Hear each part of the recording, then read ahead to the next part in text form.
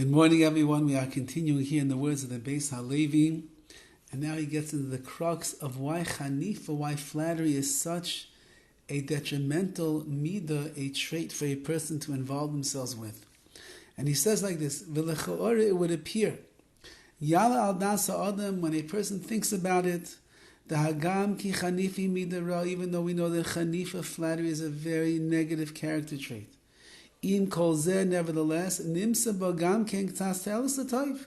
You could actually find something redeeming and valuable about this midah, about this trait. What is that? She'inotzel al yoda mimachleikis v'sina. Because if you are a flattering type of a person, you could save yourself from machleikis, from arguments and fighting, v'sina, and from hatred. Asher machleikis hu hamachri v'agadol shabalim. Because as we know, machlekes, fighting and discord and arguments, is what brings about the greatest destruction in this world. Marriages have been ruined, families have been ruined, communities have been ruined because of machlekes, because of discord and arguments that go on over there.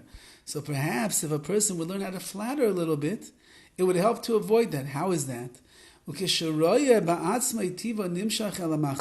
you see inside of yourself that you have a tendency to be drawn towards machlekes, fighting and discord, perhaps you should accustom yourself to flatter others. In that way, you'll be saved from the machlekes, from the discord and the fighting, visina, and the hatred that you have of others. Because while you're busy flattering them and pointing out their strengths and their hype and their good points, how can you hate them? Well, you're not going to make a machlekes. It's better that you should choose the lesser evil over here. Again, flattery is a bad midah, but machlekes is even worse. Fighting and arguing and discord is even worse.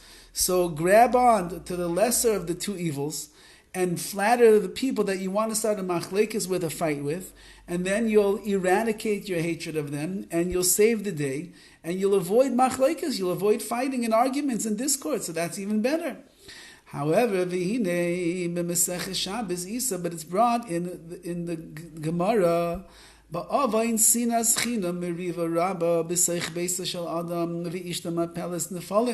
and it says over here that if there is meriva rabba, there's a lot of fighting that goes on in one's house.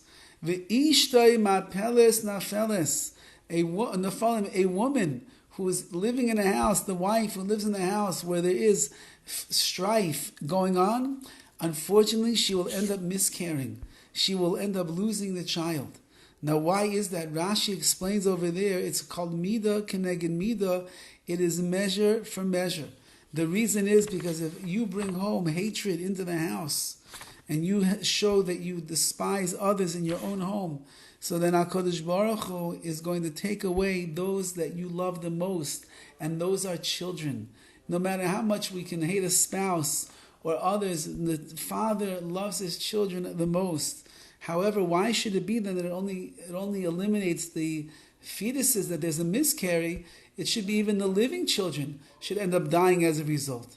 However, the Ben Yoyada, the Ben Ish Chai, explains over there that since that Sinas Chinam is what brings about the hatred, is what brings about the machlekes, the arguments that are going on in the house, and that is something that is very hidden.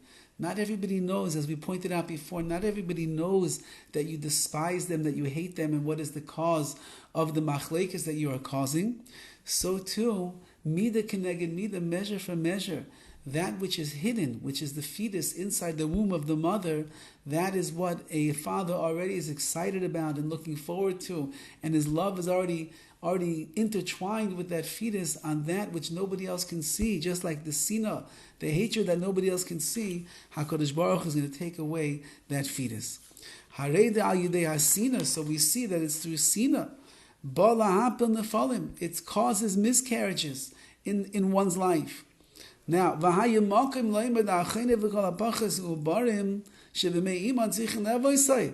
that would be the case then, that just show a little flattery to others and avoid the machlekes, avoid the fighting and the hatred, so then the fetuses that are inside of the mother, they should be praising the person who's flattering, not despising him. However, we see that the exact opposite. The Hanifa, Shoimram Shalayud Nafalim. It should work out that the fact that you flatter others will protect and guard the Nefalim, the fetuses that are inside. However, our sages teach us the Mishiesh Chanufa, someone that is a flattering type of a person. Even the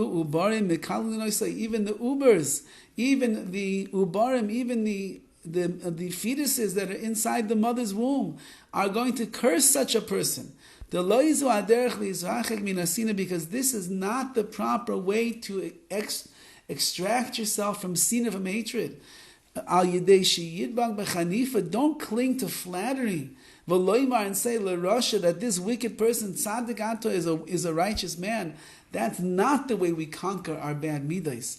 If a person is an angry person, they are a spiteful person, they're a hateful person, they are a wicked person, the way to overcome that is not to go to the side, to err to the side of bad on the other side and start being flattering and because that's a bad midah also.